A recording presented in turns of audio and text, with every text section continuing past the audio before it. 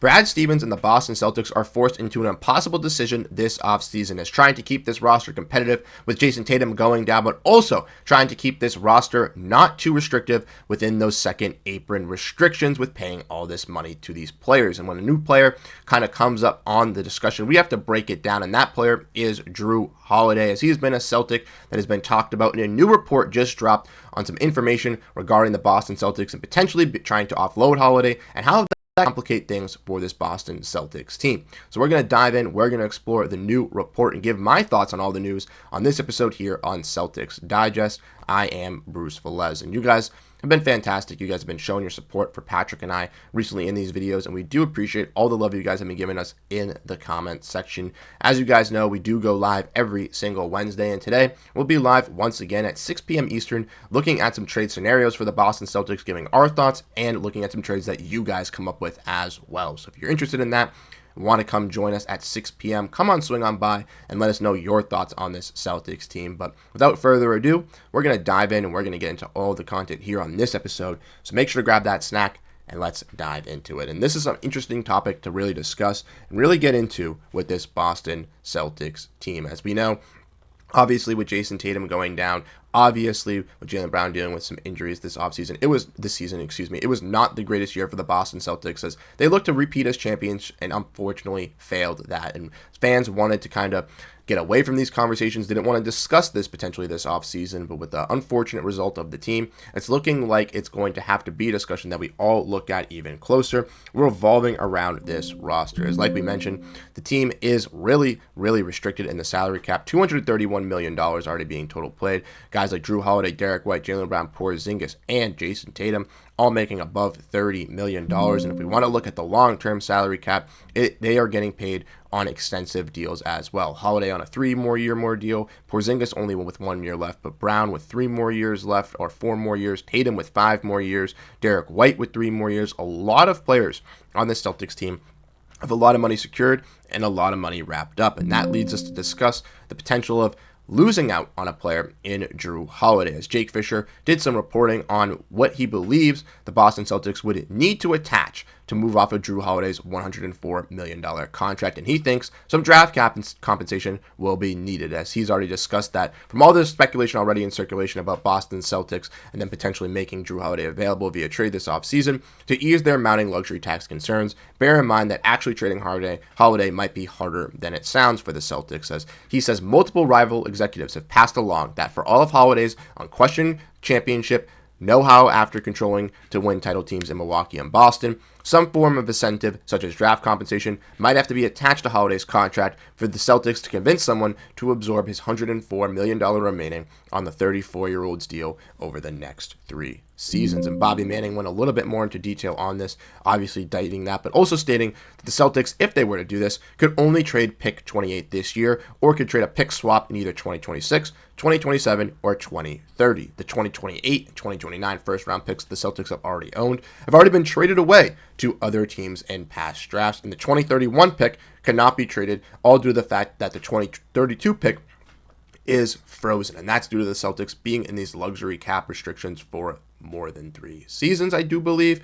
Now, with the step-in rule as well, the Celtics cannot trade back-to-back first-round picks, so that's why with trading 2028 and 2029, they can only trade the swaps of 2026, 2027, and 2030 because they cannot trade the actuality of the pick. The only pick that they would be able to trade would be their first-round selection this year. Brad's already done his research, and with the Celtics, like we mentioned, still needing to add some guys to this roster like they have done with Jordan Walsh and Baylor Shireman, who haven't been able to crack the rotation but have shown glimpses of faith to the Celtics fans. Maybe this is the direction the Celtics go, investing into that youth, trying to bring in some of these young guys and really trying to bolster this roster. But as we all know with the Celtics, maybe trying to use that first-round pick once again to trade off Holiday's contract could help them in the long run. Bobby Marks, who makes these great graphics for ESPN that I use in all my videos, also releases videos on his YouTube detailing what teams should do and what teams should look out for in the offseason. And in his video, he discussed the Boston Celtics. And as you all know, last season, the discussion of Lonnie Walker was a big question because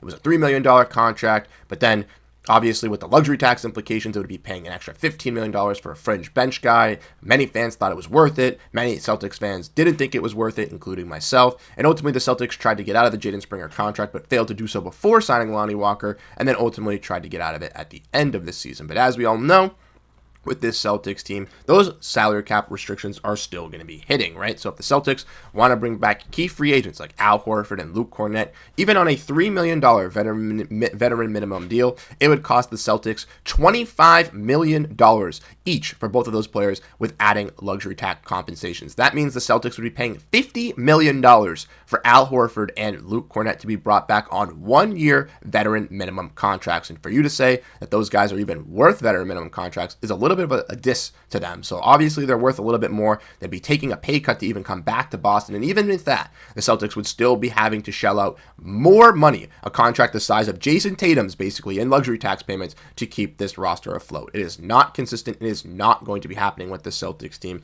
So with obviously that plausibility, looking to move off a guy like Jrue Holiday kind of makes the most sense for the Boston Celtics, right? He's making $30 million this year. He makes $32 next, $34 the year after that, and $37 on his final year as a 37-year-old in a player option. But Holiday can present some great qualities for teams offensively and defensively, right? We saw Holiday take a little bit of a step back offensively compared to last season, where he shot 60% from the corner when he shot 30% from the corner this year, but he overall was a top-tier defender still. Yes, ran into some injuries as he was getting older, and clearly the offensive style looks to clearly take away. But Holiday, as we all know, defensive point guard first, very solid playmaker, can work alongside, can play off ball, and can shoot, is going to be a valuable piece for teams around the fringes and teams that I think are, maybe lacking this type of veteran role guard could really use Holiday, not only just for the defensive side and the leadership side, but also on the offensive side as a catch and shoot guy, as a guy that can draw guys in from attacking the lane and give a nice pass out, as we've seen with the Celtics, to draw attention away from shooters. And I think that would be valuable for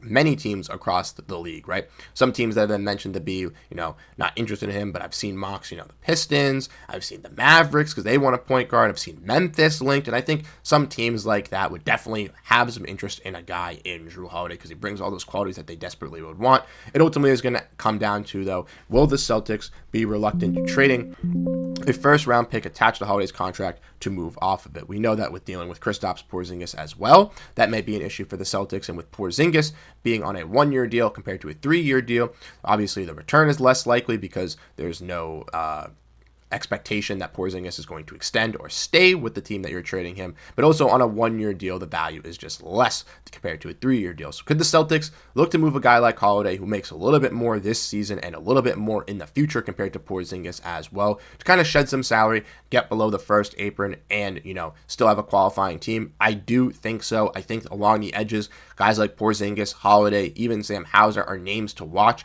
for the Celtics to kind of load off of some of this salary that they're paying now and in the future to get a little bit cheaper and find guys who can still play impactful roles for their team, with Jayson Tatum being out. For Jrue Holiday, like I said, I want him to stay in Boston. I loved his tenacity. I loved his hard work, his effort. He was really an unsung hero for this Celtics team, but it does seem like at this point the Celtics' main goal is to kind of shed off this salary that is on the extras, keep Derrick White, keep Jaylen Brown, keep Jayson Tatum, re-roll with this core, and then in the future use those salaries or excess salary that you have to build up these other guys like the Holiday, like Porziņģis that you acquired last season to push for another championship with this trio. So let me know your thoughts down below in the comment section. Let me know what you think down below. Would you guys like to see a Jrue Holiday trade? Do you not want to see a Jrue Holiday trade? Ultimately, I don't want to see it happen, as he plays a very pivotal role for the Boston Celtics.